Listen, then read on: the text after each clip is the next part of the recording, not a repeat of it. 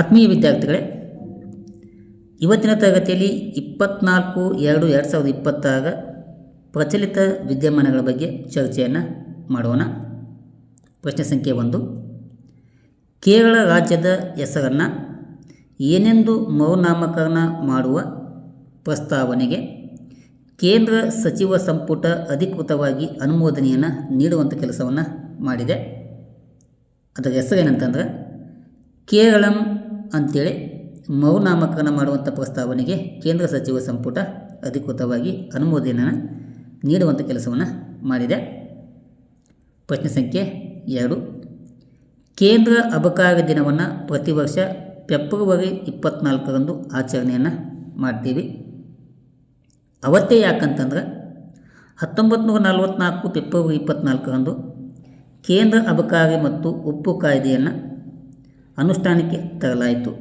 ಹೀಗಾಗಿ ಆ ಒಂದು ದಿನವನ್ನು ನೆನಪಿಗಾಗಿ ಪ್ರತಿ ವರ್ಷ ಅಂದರೆ 1999ರಿಂದ ಫೆಬ್ರವರಿ 24ರನ್ನು ನಾವು ಕೇಂದ್ರ ಅಬಕಾರಿ ದಿನ ಅಂತೇಳಿ ಆಚರಣೆಯನ್ನು ಮಾಡುತ್ತೇವೆ.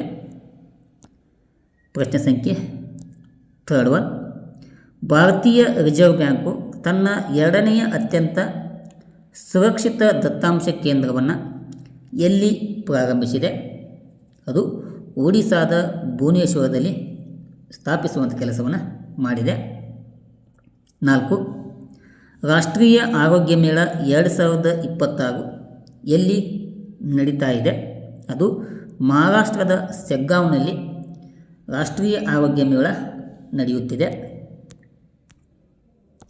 ಪ್ರಶ್ನೆ ಸಂಖ್ಯೆ 5.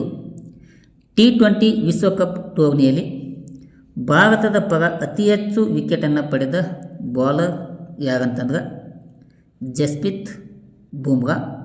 ಇವರು 22 T20 ವಿಶ್ವಕಪ್ ಪಂದ್ಯಗಳಲ್ಲಿ 33 ವಿಕೆಟ್ಗಳನ್ನು ಪಡೆಯುವುದರ ಮೂಲಕ ಅತಿ ಹೆಚ್ಚು ವಿಕೆಟನ್ನು ಪಡೆದಿರುವಂಥ ಭಾರತೀಯ ಆಟಗಾರ ಅಂತೇಳಿ ಬುಮ್ರಾರವರು ಆಯ್ಕೆ ಆಗಿದ್ದಾರೆ. ಇವಕ್ಕಿಂತ ಹಿಂದ್ಗಡೆ ಅಶ್ವಿನ್ ರವರು T20 ವಿಶ್ವಕಪ್ನಲ್ಲಿ ಅತಿ ಹೆಚ್ಚು ವಿಕೆಟನ್ನು ಪಡೆದಿರುವಂಥ ಭಾರತೀಯ ಬಾಲರ್ ಎಂಬ ಹೆಗ್ಗಳಿಕೆ ಅವರ ಹೆಸರಿನಲ್ಲಿ ಇತ್ತು. ಈಗ ಅವರನ್ನು ಹಿಂದಿಕ್ಕಿ ಜಸ್ಪ್ರೀತ್ ಬುಮ್ರಾ ಮೊದಲ ಭಾರತೀಯ ಆಟಗಾರ ಆಗಿದ್ದಾರೆ. ಇನ್ನು ಹೆಚ್ಚಿನ ಮಾಹಿತಿ ಅಂತಂದ್ರೆ ಬಾಂಗ್ಲಾದೇಶದ ಶಕೀಬ್ ಅಲ್ ಹಸನ್ ರವರು ICC ಪುರುಷರ T20 ವಿಶ್ವಕಪ್ ಇತಿಹಾಸದಲ್ಲಿ ಅತಿ ಹೆಚ್ಚು ವಿಕೆಟನ್ನು ಪಡೆದ ಬೌಲರ್ ಆಗಿದ್ದಾರೆ. ಭಾರತದ ಪರ T20 ವಿಶ್ವಕಪ್ನಲ್ಲಿ ಜಸ್ಪ್ರೀತ್ ಬುಮ್ರಾ ಅತಿ ಹೆಚ್ಚು ವಿಕೆಟನ್ನು ಪಡೆದ ಟೋಟಲ್ ಆಗಿ ಒಟ್ಟಾರೆಯಾಗಿ ICC ಪುರುಷರ T20 ವಿಶ್ವಕಪ್ನಲ್ಲಿ ಅತಿ ಹೆಚ್ಚು ವಿಕೆಟನ್ನು ಪಡೆದಿರುವಂಥ ಆಟಗಾರ ಅಂತಂದ್ರೆ ಶಕೀಬ್ ಅಲಿ ಹಸನ್ ಅವರು ಬಾಂಗ್ಲಾದೇಶದ ಆಟಗಾರ ಆಗಿದ್ದಾರೆ. 6. ದೇಶದ ಮೊದಲ ಭಯೋತ್ಪಾದನಾ ನಿಗ್ರಹ ನೀತಿ ಮತ್ತು ಕಾರ್ಯತಂತ್ರದ ಹೆಸರು ಏನಂತಂದ್ರೆ ಅದು ಪ್ರಹಾರ್ ಅಂತೇಳಿ. ಇದು ದೇಶದ ಮೊದಲ ಭಯೋತ್ಪಾದನಾ ನಿಗ್ರಹ ನೀತಿ ಆಗಿದೆ. 7. ಏಷ್ಯಾದ 2ನೆಯ ದೊಡ್ಡ ಅಮೆಜಾನ್ ಕಚೇರಿಯನ್ನು ಎಲ್ಲಿ ಸ್ಥಾಪಿಸಲಾಗುತ್ತಿದೆ? ಅದು ಬೆಂಗಳೂರಿನಲ್ಲಿ ಸ್ಥಾಪಿಸಲಾಗುತ್ತಿದೆ. ಇದು 11 ಲಕ್ಷ ಚದರಡಿ ವಿಸ್ತೀರ್ಣದ ಕಟ್ಟಡವನ್ನು ಒಳಗೊಂಡಿದ್ದು ಇದು ಅಮೆಜಾನಿನ ಏಷ್ಯಾದ 2ನೆಯ ಕಚೇರಿ ಆಗಿದೆ. ನೆಕ್ಸ್ಟ್ 1. ರಾಜ್ಯವಾರು ತಲಾವಾರು ನಿವ್ವಳ ಉತ್ಪನ್ನವನ್ನು ಆಧರಿಸಿ ಟಾಪ್ 4 ರಾಜ್ಯಗಳನ್ನು ನಾವು ನೋಡೋಣ.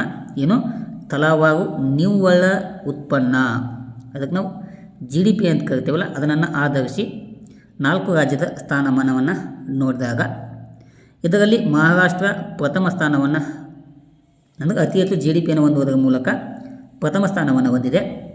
2ನೇ ಸ್ಥಾನವನ್ನು ತಮಿಳುನಾಡು, 3ನೇ ಸ್ಥಾನವನ್ನು ಉತ್ತರ ಪ್ರದೇಶ, 4ನೇ ಸ್ಥಾನವನ್ನು ಕರ್ನಾಟಕವು ಪಡೆದುಕೊಂಡಿದೆ. ನೆಕ್ಸ್ಟ್ 1. 2047ರ ವೇಳೆಗೆ ಎಲ್ಲರಿಗೂ ವಿಮೆ ಅಡಿಯಲ್ಲಿ 100% ವಿಮಾ ರಕ್ಷಣೆಯನ್ನು ಸಾಧಿಸಿದ ಭಾರತದ ಮೊದಲ ಜಿಲ್ಲೆ ಯಾವುದು ಅಂತಂದ್ರೆ ಅದು ರಾಜಸ್ಥಾನದ ಅಲ್ವಾರ್ ಜಿಲ್ಲೆ 100% ವಿಮಾ ರಕ್ಷಣೆಯನ್ನು ಸಾಧಿಸಿದೆ. 10. ಕೈಗೆಟುಕುವ ಬೆಲೆಯಲ್ಲಿ ಗುಣಮಟ್ಟದ ಜೆನರಿಕ್ ಔಷಧಿಗಳನ್ನು ಒದಗಿಸಲು ಸರ್ಕಾರವು ಪ್ರಾರಂಭಿಸುವ ಯೋಜನೆಯ ಹೆಸರು ಏನಂತಂದ್ರೆ ಅದು ಪ್ರಧಾನಮಂತ್ರಿ ಭಾರತೀಯ ಜನ ಔಷಧಿ ಪರಿಯೋಜನಾ ಯೋಜನೆಯನ್ನು ಅನುಷ್ಠಾನಕ್ಕೆ ತರುವುದರ ಮೂಲಕ ಜೆನರಿಕ್ ಔಷಧಿಗಳನ್ನು ಒದಗಿಸುವಂಥ ಕೆಲಸವನ್ನು ಭಾರತ ಸರ್ಕಾರ ಮಾಡ್ತಾ ಇದೆ.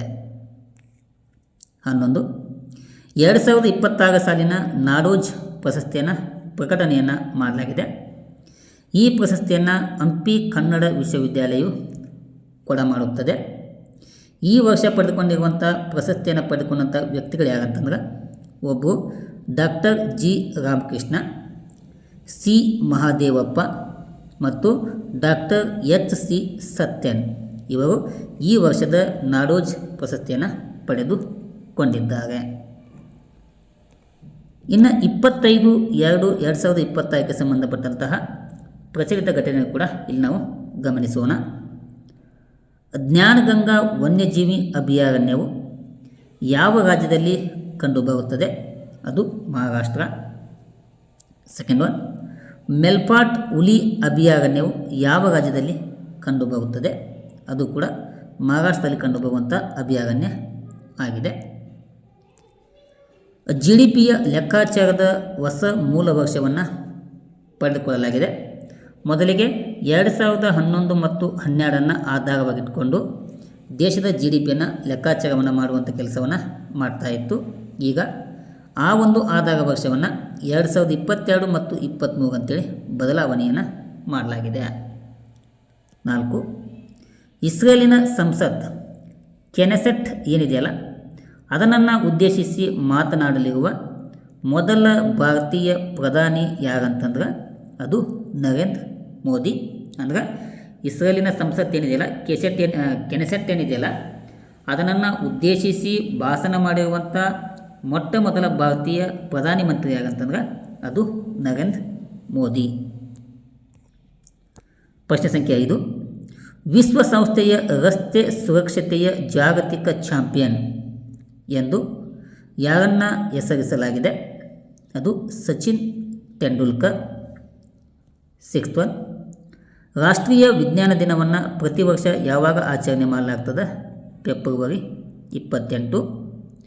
2026ನೇ ಸಾಲಿನ ರಾಷ್ಟ್ರೀಯ ವಿಜ್ಞಾನ ದಿನದ ಘೋಷವಾಕ್ಯ ಏನಂತಂದ್ರೆ ವಿಜ್ಞಾನದಲ್ಲಿ ಮಹಿಳೆಯರು ವಿಕಸಿತ ಭಾರತಕ್ಕೆ ವೇಗವರ್ಧಕಗಳು ಎಂಬ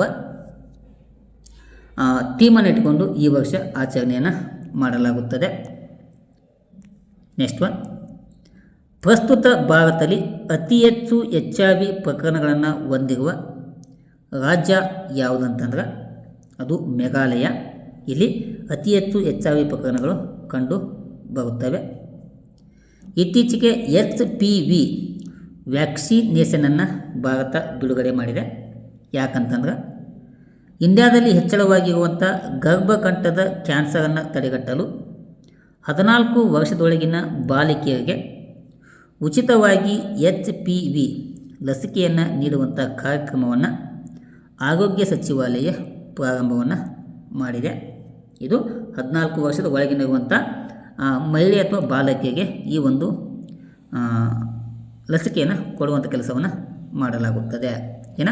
ಇಷ್ಟು ವಿದ್ಯಾರ್ಥಿಗಳೇ 24 ಮತ್ತು 25ಕ್ಕೆ ಸಂಬಂಧಪಟ್ಟಂತಹ ಪ್ರಚಲಿತ ಘಟನೆಗಳನ್ನು ನಿಮಗೆ ತಿಳಿಸುವಂಥ ಕೆಲಸವನ್ನು ಮಾಡಲಾಗಿದೆ. ಮುಂದಿನ ತರಗತಿಯೊಳಗೆ ಇದು ಮುಂದುವರೆದ ಭಾಗವನ್ನು ನಿಮಗೆ ತಿಳಿಸುವಂಥ ಕೆಲಸವನ್ನು ಮಾಡುತ್ತೇನೆ. Thank you. ನಮಸ್ಕಾರ.